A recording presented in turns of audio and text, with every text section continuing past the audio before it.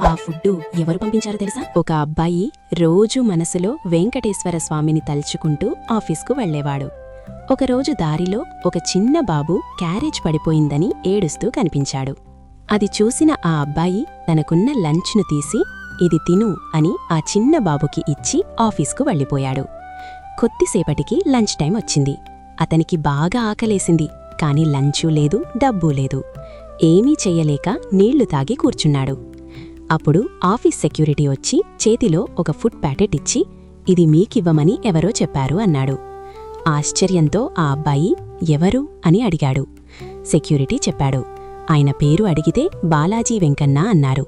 నుదిటిపై నామం కూడా ఉంది అని. అది విన్న ఆ అబ్బాయి ఒక్కసారిగా షాక్ అయ్యాడు.